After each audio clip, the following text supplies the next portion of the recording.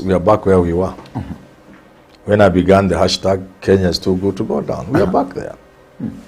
We have two parties failing to see the magnitude of the problem, failing to see that you can be as annoyed as you want, you can be as mad as you want, you can be as angry as you want. You can feel betrayed and let down like Raila, you can feel the other side, but at the end of the day, the responsibility to ensure this country remains lies with William Ruto and Raila Odinga. History will judge them very, very harshly, extremely harshly. All that they have achieved in life and fought for will come to naught. For this country is going to burn. And then, so I do not understand how they must sit down and talk. I will repeat this until people hate me. People are even beginning to say, oh, I'm now lukewarm, I'm too moderate. But I'm just saying what I'm seeing as an old man, that this country is going to burn. I've always asked you, because if the president says he will not allow it, what exactly does he mean? He cannot suspend this constitution. Because before you suspend the constitution, then demonstrations are allowed. So unless you want to suspend the constitution, the demonstrations are allowed. So if you go to the demonstrations by force, just how much can you achieve through force? I have said repeatedly, very little. And this is not about Kenya. It's not about William Ruto. It's about the modern state. The modern state is less well organized than society.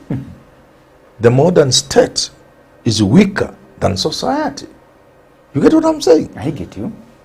And therefore, state can only use force to a limited extent. And only when things are right. When things go out of control, that power of state becomes useless. It's not effective. A good example is, if 100,000 people marched in the streets of Nairobi, what would the police do? Would they kill them?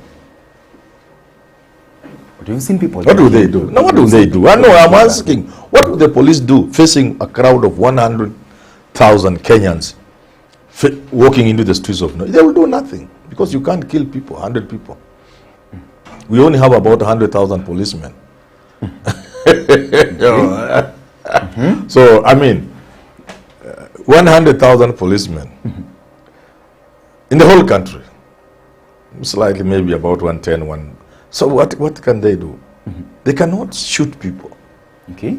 You get it? I get you. So that force is not there in the way the president might think it is there. It's not quite there. And this is not Kenya. It's a global problem. It's a global problem. The society is in a new era where there are challenges to states. Because these are not this. In the past, this wasn't an issue. Government had all the force. They could use it anytime. We even witnessed in this country. And even then, the people didn't require a lot of policemen, because the state of enlightenment, flow of information, was not what it is today. With the current flow of information, state control over people is so limited. It's almost non-existent. You can have a few people and do things you want to them, arrest them, do what, beat them. But that's how far you can go. Then do you think the president is aware of this? Then I'm surprised if he's aware. Now, looking at this, Prof, definitely, look at the matter that is the bone of contention here. What is actually leading to the suspension and all the... that's those are very small matters. A very small matter. Yeah. Do you then think that it would be in the interest of the public for the president and the opposition Egos will not help this country. I mean, why are they going to the streets right now? Somebody is asking. I've said, you know, my stand about the streets is very clear. Definitely. I don't support the streets, and for good reason. I'm not a coward. I met some guys yesterday or the day before. They were calling Manyora, we didn't know you are such a coward.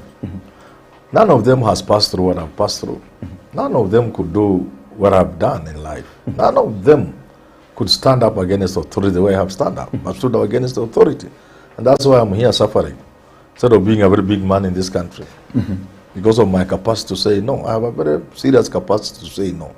And I have no problem with Raila going back to pile pressure on government, because I know that's the only language the government understands. But I'm thinking we need to be a little more strategic on both sides, so that if we are refusing something, people can see why we are refusing.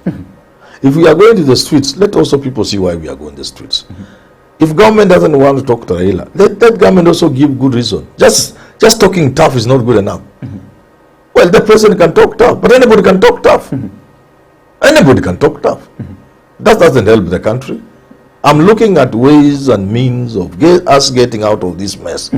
Because it gets to a point where every man and any man can give up. I am about to give up. Let them do what they want. This is our country. But sure enough, if I will be alive, I'll be sharing with some of them from whatever corner each of us will be. Maybe I'll be in Mozambique. Maybe you will be in Liberia, another man. We will be sharing, exchanging notes, because there is. Naambia banzamani. Si niliwaambia hiki kitu mtaharibu nchi ya Mungu sikia. Si mmeona sasa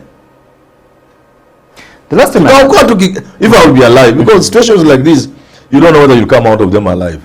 The last time I had a conversation with you on this, you questioned Raila's modus operandi, and you said that going to the streets would not be a good option for him. Turning back would not also be an option. And I asked you, what option does he have? And you told me that they have to think.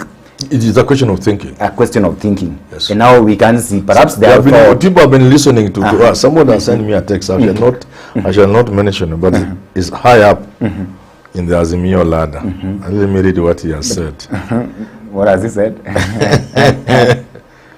In your view, what is the best and the worst that can come out of a current political program?